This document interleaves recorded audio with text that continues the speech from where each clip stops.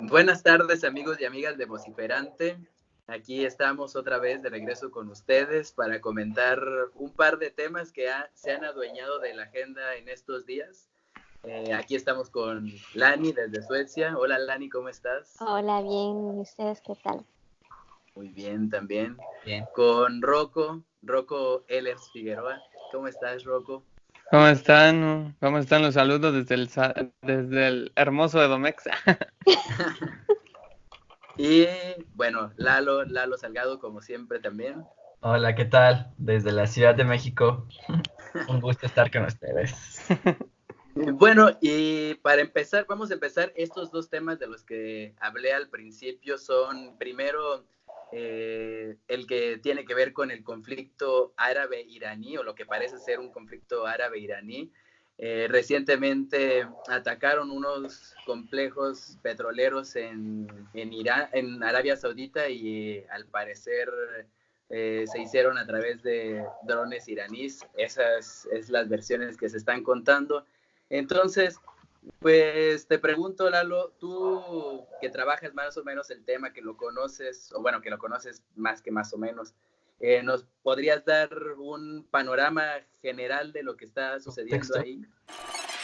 Sí, claro. Yo creo que para eso tendríamos que remontarnos un poco al 2003 con la invasión de Estados Unidos en Irak.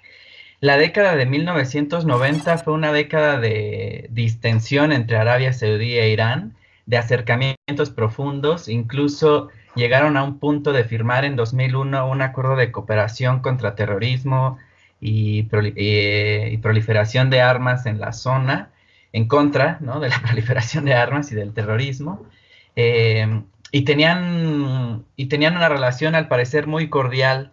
El problema fue que desde 2003 el proyecto de Bush en la zona fue un proyecto que resaltó, intentó llevar otra vez al punto mediático el excepcionalismo estadounidense. Un proyecto hegemónico unipolar en donde los aliados iban a ser bien vistos y los enemigos iban a ser atacados por todos lados. Entonces Irán y Arabia Saudí quedaron en polos opuestos de un proyecto hegemónico muy, muy violento. Entonces eso empezó a generar discordias, desconfianzas entre ambos, porque unos creían que estaban ahí apoyando a lados distintos en Irak. Irak se convirtió en una batalla sectaria horrible entre sunís y chiíes, ¿no?, también auspiciada por Estados Unidos en algún momento. Y eso generó desconfianza entre ellos.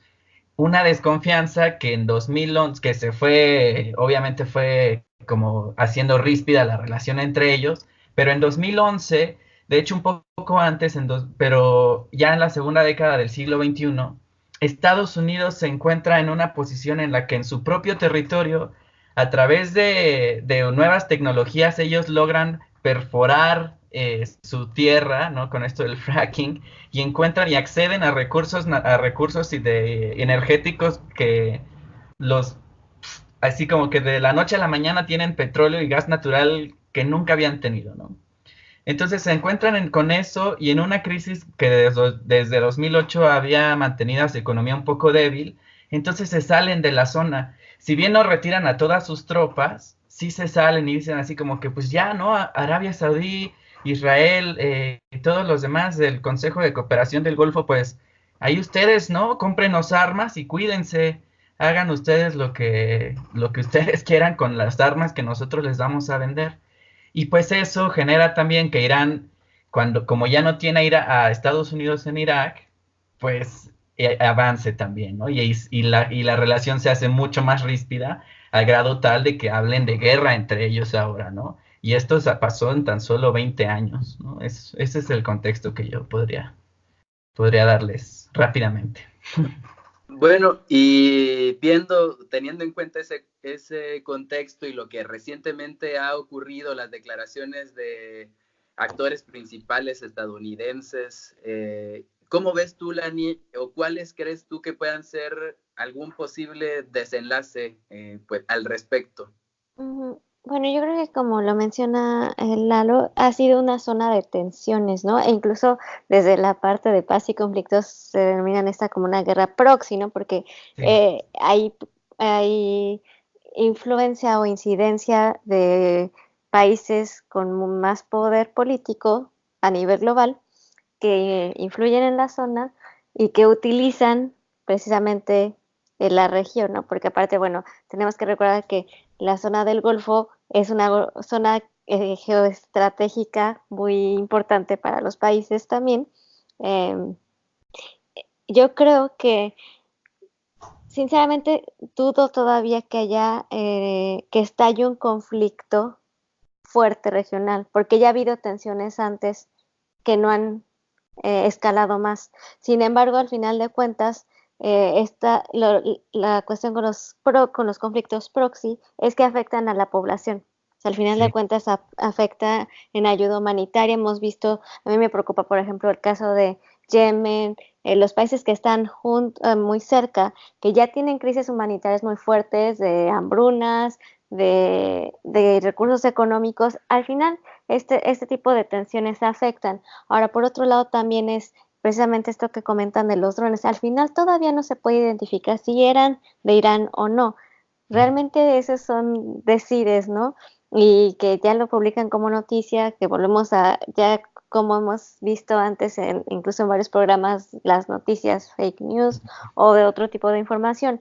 Entonces, hasta que no se confirme de dónde proceden estos drones, yo creo que es una declaración muy fuerte el decir que Irán como país está mandando este ataque, ¿no? Y eso es lo que podría yo mencionar al respecto. Sí, bueno, es difícil saber, predecir en esa zona después de todo lo que hemos visto qué puede pasar, ¿no? Y de hecho, bueno, hace poco, como bien decía Lalo, hace poco escuchábamos funcionarios de alto nivel estadounidense diciendo, bueno, pues nosotros ya les vendimos armas por un montón de sí. tiempo, ahora ocúpenlas ustedes O sea, mismos, ¿verdad? Sí. Y bueno, Rocco, viendo esto y viendo que, bueno, es el aspecto petrolero a México y al mundo en realidad lo afecta de alguna u otra forma, ¿tú qué ves o ves que, o crees más bien, que va a haber alguna afectación a la economía mexicana o algún desenlace aterrador para nosotros? Porque se vino diciendo mucho que iba a haber gasolinazos y ese tipo de cosas, ¿no? Que rápidamente el presidente López Obrador y otros funcionarios y el secretario de Hacienda salieron a desmentir. ¿Pero tú qué piensas? Bueno, pues creo que en el contexto mexicano, esta guerra de baja confrontación que se ha suscitado desde hace más de 30 años, como lo dice Lalo y Lani, pues sigue afectando a los mismos de siempre, ¿eh? Y o sea, los ganadores en esta guerra siempre han sido los mismos de siempre en este contexto, ¿no? O sea, Rusia, Estados Unidos y el mismo Arabia puede fungir inclusive como este acto podría ser como, o algunos analistas lo consideran como un acto de sabotaje entre ellos mismos, pero al final, pues sí es aventurado decir quién es el culpable y quién Mm. podría ganar en esto, ¿no? Las cosas más visibles que se vieron en esta semana, creo que a partir del martes hubo un artículo del Financiero que decía que la mezcla mexicana subió unos centavos en este contexto y en el contexto en el que se mandó a la Cámara de Diputados el presupuesto de egresos para el próximo año. El presupuesto por parte de la Secretaría de Hacienda lleva un particular optimismo en este rubro sobre la venta petrolera y la inyección que le están dando en esta administración a Pemex. Entonces creo que podría ser una oportunidad para el presidente Andrés Manuel aprovechar la coyuntura, cosa que no ha hecho desde el inicio del sexenio, aprovechar una coyuntura internacional para poder salvaguardar lo más importante para él, que es Pemex en este momento. Y podría ser un beneficio que podría ser esta 4T para poder salir de los baches que la atoran. En este caso, pues básicamente todo es inseguridad, ¿no? Es el punto más importante que quiere para la 4T y la parte económica, ¿no? Este presupuesto lo que contempla es pues darle un mayor énfasis a la inversión en Pemex, cosa que los otros sexenios lo hicieron a su forma y a su manera, pero ahora lo están haciendo con recurso público, ¿no? Entonces, podría ser para mí una oportunidad que tiene la 4T de pues empujar a Pemex y también en un contexto internacional donde Estados Unidos denuncia y reclama al contexto iraní, pues sabemos quién destruyó el pacto que hizo la administración Obama con Irán, ¿no? Sí, Entonces, claro. ahí está el meollo del asunto y Sí, pues en noviembre también veremos igual la continuidad Mm, de la guerra de baja intensidad en Medio Oriente, así ¿no? Y es. como dice Lani, los que sufren y los que pagan esta guerra, pues son los yemeníes y también los sirios, que los sirios Mm. hace 4 años estábamos hablando de Siria como si fuera todos los días y hoy ya lo vemos muy lejano, pero Siria y Yemen son los países angulares en esta guerra debido a la posición geopolítica que tienen, ¿no? claro, sí. De Bueno, hecho, ajá, no sé si... sí, un de comentario final, ya un que te vi comentario. muy quieto, te vi muy Sí, inquieto. pues hay varios, ¿no? Pero uno nada más sobre Siria, que también, por ejemplo, en Siria, en 2015-2016, cuando, ya hecho un poquito antes, cuando Rusia accede a las peticiones del gobierno de Bashar al-Assad de intervenir en el conflicto, Rusia le quita un peso de encima a Irán que le permite también apoyar a la rebelión en Yemen. Entonces, esto también intensificó muchísimo la rivalidad entre Arabia Saudí e Irán, pero justamente esto ha hecho también que la población sea la más afectada, ¿no? Porque este conflicto entre Arabia Saudí e Irán se extiende a Líbano, se extiende Mm. a Palestina, se extiende a Bahrein, a todos lados, ¿no? Todos lados ahí están ahí con mucha tensión entre ambos estados.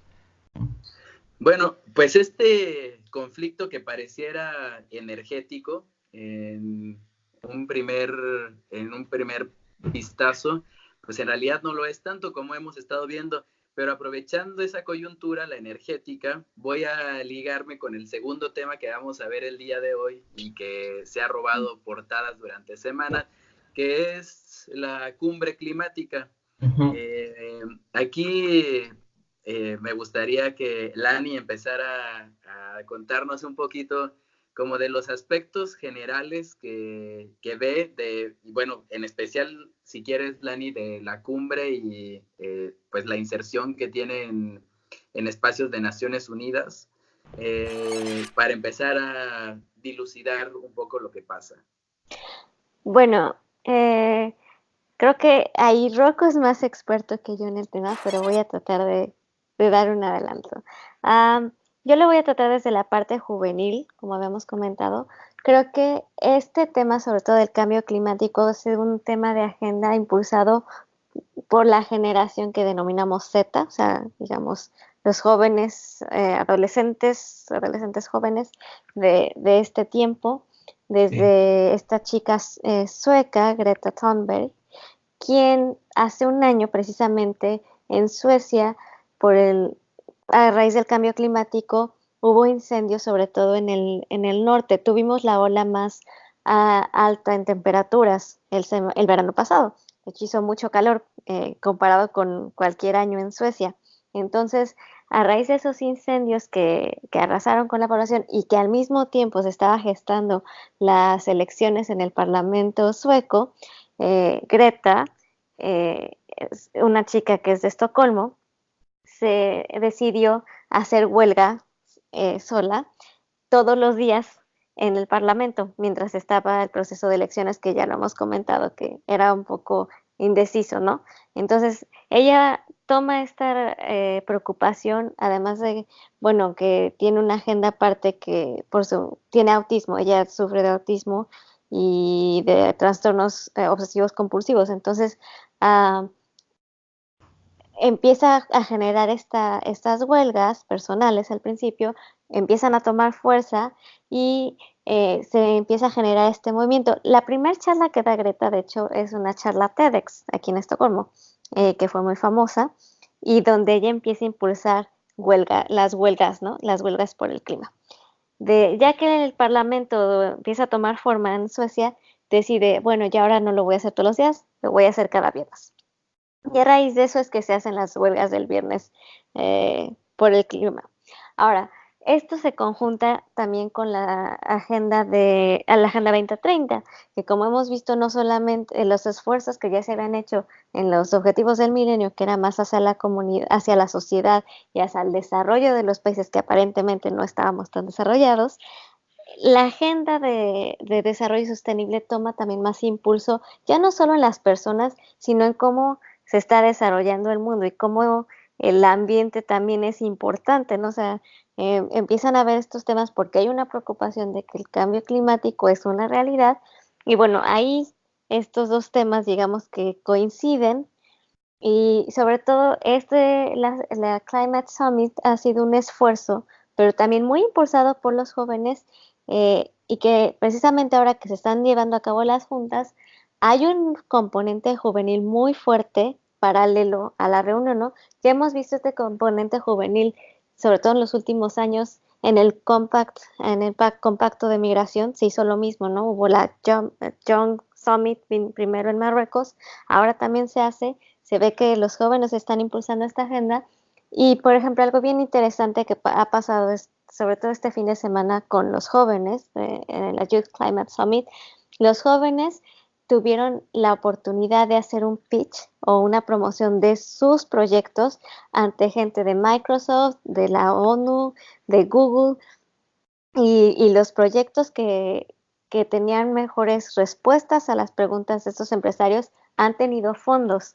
Entonces, lo que se me hace muy interesante con eso es que ya no solamente se trata de organismos internacionales, sino que realmente se incluye a sectores que antes no se consideraban tan relevantes en las conversaciones internacionales, ¿no? Y que todos estos actores, no solamente los estados, están tomando una postura fuerte ante la situación de cambio climático.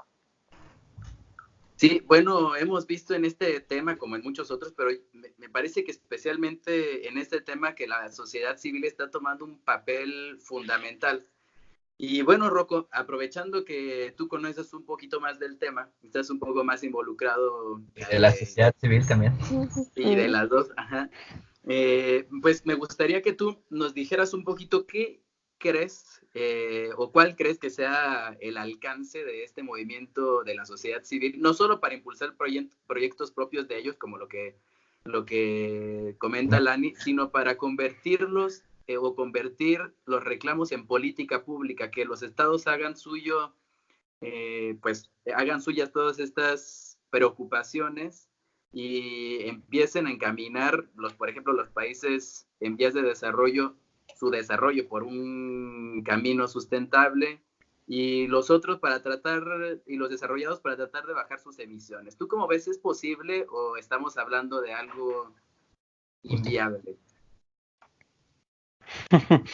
Bueno, pues en primer lugar, el cambio climático no tiene 20 años ni 10 en la conversación. O sea, la primera vez que se habló del término fue en 1972 y de 1972 a la fecha pues ha existido diferentes formas de abordarlo, desde la parte científica hasta la parte política. El Acuerdo de París en 2015, fija un parteaguas en la conversación internacional sobre las cuotas de CO2 a nivel mundial. Y la elección de Estados Unidos también fija otra postura que genera pues mayor hermetismo y mayor preocupación a nivel mundial debido a que Trump no reconoce que el cambio climático es legítimo y es verdadero. Entonces, a partir de esta situación internacional, Estados Unidos y China dejan de cooperar en este acuerdo y pues obviamente todos los demás países pues se quedan en la incertidumbre de qué es lo que vamos a poder hacer, ¿no? O sea, si las dos economías más importantes del mundo no están de acuerdo con lo que el mundo está proponiendo y lo que se ratificó años atrás, es muy desalentador el panorama. Ahora, este esfuerzo de Greta y de algunas organizaciones de la sociedad civil por visibilizarlo en las marchas y en las huelgas, me parece formidable, cosa que mi generación, nuestra generación, le falló al cambio climático. Para mí es algo muy triste decirlo y también es algo, pues, completamente, eh, pues sí, como moralmente no tan genial decirlo, Pero ¿no? no O te sea, desanimes, nuestra Rob, todavía generación, estamos aquí. Pero a nuestra nosotros todavía generación nos sí tuvo enseñaron que los. tener un carro era ser exitoso. Exacto. Yo sé, pero, o sea, nosotros tuvimos mucha participación en foros internacionales, construimos las confederaciones juveniles de cambio climático a nivel internacional, en parte de las Américas, en parte de Europa, con organizaciones como Yongo, que se dedican justamente a catalizar estos jóvenes que se dedican a hacer proyectos de cambio en diferentes universidades, en diferentes municipalidades, etc., para generar buenas prácticas y que se establecen como estas pasarelas a nivel internacional para que los países volten a ver las buenas prácticas que existen en diferentes países en temas de juventud y en temas de cambio climático. Y ahora con Greta, pues sí me queda muy claro que también la visibilización es muy importante, ¿no? Esto de salir a las calles, tomarlas, hacer las huelgas, es súper importante, cosa que nosotros no hicimos. Y la verdad, pues es parte de una estafeta generacional que obviamente se preocupa por los recursos que no tenemos y que probablemente ellos tampoco disfruten o que en algún momento pues se extingan o que tengan mayores consecuencias a nivel salud, a nivel económico, a nivel político. Y que pues yo veo que algunos países, por ejemplo, en mayo tuve la oportunidad de estar en Naciones Unidas en la conferencia de desarrollo y de los objetivos del milenio, del desarrollo sostenible. Y lo que encontré ahí fueron muchos jóvenes que hacían este tema de sus innovaciones y que les pedían a sus gobiernos que los tomaran en cuenta para generar política pública. Esto es algo que en 2014, cuando yo estuve liderando un trabajo ahí en la Conferencia de Naciones Unidas de Cambio Climático, pues no existía tal cual. O sea, la coyuntura sí ha favorecido a la generación actual y también esta generación que tiene a su alcance todo el poder del Internet, pues lo ha explotado de una manera importante. Entonces sí hay que darle su merecido reconocimiento a esta generación y que obviamente para pues a un corto alcance, sí ha logrado visibilizar y poner en la agenda internacional el tema de cambio climático, que los gobiernos más importantes entre China y Estados Unidos lo han socavado. Entonces, para mí es importante que los esfuerzos de la sociedad civil sí hayan vuelto a posicionar el tema. Y es importante que se siga construyendo una agenda incluyente tanto de sociedad civil como de gobiernos para poder salir, al menos, cumplir los compromisos que ya se tienen, ¿no? Que es el Acuerdo de París. Pues sí. Bueno, y ya para terminar, Lalo, ¿qué futuro nos espera si los que más contaminan no participan? Si los que son responsables de casi la mitad o un poquito más de las emisiones de CO2 del mundo Claro. no quieren participar, ¿qué futuro es el que nos depara? Sí, es complicado porque mira, justamente yo estaba pensando desde que planteaste, perdón, el guión, tratar de vincular los temas. Y, por ejemplo, a Arabia Saudí le preocupa que si en Europa que sí se está tratando de instalar esta políticas en contra del cambio climático, van a dejar de comprar en algún momento petróleo. Y también a Irán eso le preocupa. Entonces se están acercando mucho más a Pakistán, a India y a China. Pero eso es un mercado que también ahí genera una competencia entre ellos. Yo creo que, y China no va a dejar de parar su producción nada más porque alguien le dice, ay, el cambio climático, ¿no? Además, los chinos tienen este discurso de que los europeos y el mundo occidental han contaminado el mundo por años porque ellos no lo pueden hacer ahora. Y se escudan en eso, ¿no? Entonces yo creo que el futuro va a ser un poco ríspido, pero sí la Unión Europea me parece que si soluciona algunos de sus problemas, podría tomar las riendas del asunto y llevarlo a un poco más, a un poco más de presión, al menos hacia Estados Unidos, que son con los que tienen más eh, podrían tener mayor comunicación, ¿no? Entonces, me parece que es un poco desalentador, pero podríamos, o sea, sí se podría generar que surja alguien de algún país de desarrollo medio que tome las riendas, ¿no? También eso podría ser, le podría generar ahí un cierto tipo de liderazgo en un país mediano, tal vez México, no sé, pero no, Suecia, ¿no? Parece que en este momento podría tomar la rueda, no sé, algún país mediano. Ujú.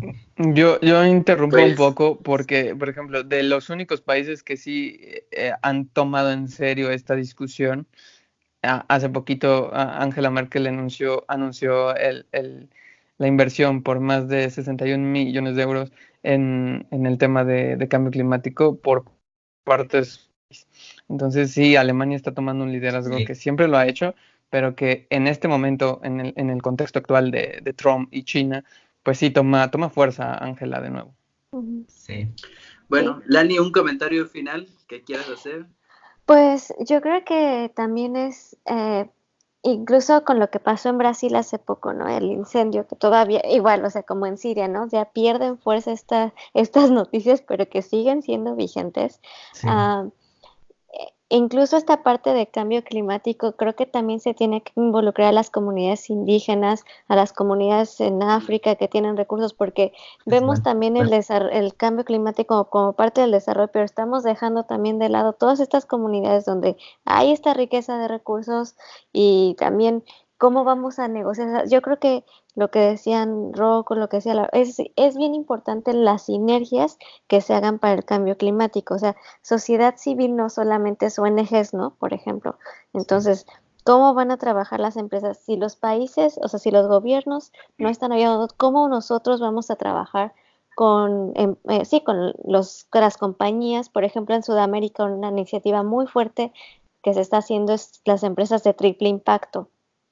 Y es Claro. una certificación, ¿no? Que se está mm, haciendo para que sean más conscientes. Entonces, no, creo que ya es en nosotros como internacionalistas ya lo vemos que no solamente es el Estado el que tiene su parte en las discusiones, sino que realmente tiene que haber fuerza de las compañías, tiene que haber, por ejemplo, nuevos sistemas como la lo decía, si va a haber si el petróleo va a perder fuerza, bueno, ¿cómo es que esas personas inviertan tal vez o cómo empiezas a hacer que se produzca una energía que a lo mejor sí use petróleo, pero que se empiece a combinar con otro tipo de energías, ¿no? O sea, buscar esas estrategias más creativas para para que los actores puedan ver también un interés en invertir o en bajar las emisiones, ¿no? Bueno, pues sí, ujú. pues es un tema bastante controversial, es un tema que está ahí, del que vamos a estar discutiendo seguramente en otras ocasiones, pero esta vez se nos acabó el tiempo. Les agradezco mucho a los tres sus comentarios, estuvo muy bueno, me pareció increíble que hayamos podido tratar los dos temas en este Sí. ratito. Y bueno, pues les mando un abrazo a todos, gracias por sintonizarnos, a nuestros amigos y amigas de Vociferante TV, y nos vemos la próxima ocasión. Hasta Nos luego. vemos. Hasta luego. Chao. Gracias. Bye.